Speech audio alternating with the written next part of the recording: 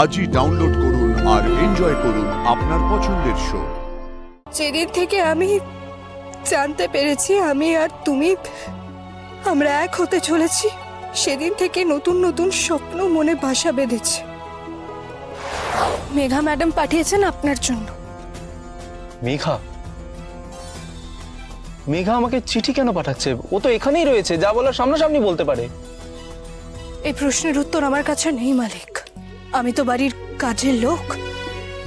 মালকিন কেন মালিককে চিঠি পাঠাচ্ছে সেটা আমি জানি না। তুমি আমাকে মালিক মালিক বলে ডাকছো, তাই তো? বেশ, তাহলে এই মালিকের একটা কাজ করো। বলুন মালিক। এই চিঠিতে কি লেখা আছে সেটা আমাকে পড়ে শোনাও।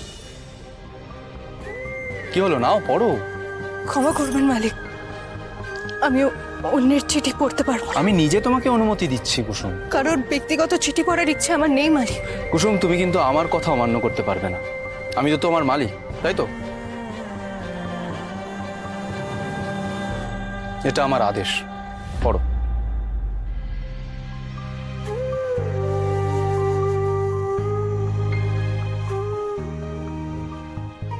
ভালোবাসা কি আমি জানতাম না।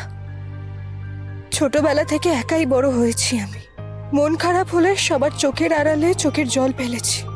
কোনোদিন কাউকে পাইনি, একাই লড়াই করে গেছি। দায়িত্ব পালন করেছি শুধু। এই দায়িত্বের বোঝা কাঁধে নিয়ে একাই বড় হয়ে গেলাম। সব পেলাম, যা যা দরকার ছিল সব। কিন্তু এই সব পেয়েও সবসময় মনে হতো কি যেন একটা নেই আমার কাছে। এখন জানি অভাবটা কিসের ছিল। এখন জানি কেন এত ফাঁকা লাগতো। আমার কাছে আমার আয়ুষ ছিল না যে। ভাগ্য আমাদের এক করে দিয়েছে। তোমার মা আমাকে তোমার জীবন সঙ্গিনী হিসেবে বেছে নিয়েছে। যেদিন থেকে আমি জানতে পেরেছি আমি আর তুমি আমরা এক হতে চলেছি, সেদিন থেকে নতুন নতুন স্বপ্ন মনে বাসা বেঁধেছে।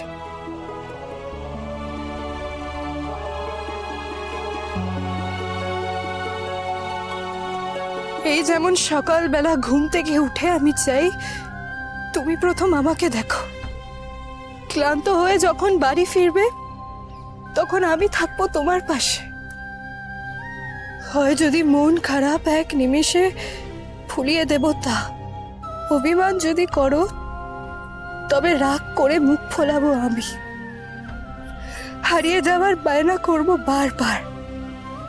তুমি হাত ধরে নিয়ে আসবে আমায়।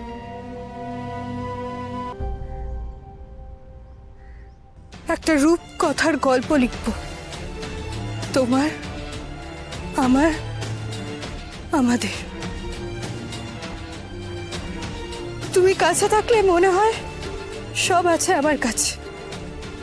কোনো ঝড় আমাকে ভাঙতে পারবে না, কোনো বিপদ আমাকে ছুঁতে পারবে না, কোনো মন খারাপ কাছে ঘেঁষতে পারবে না।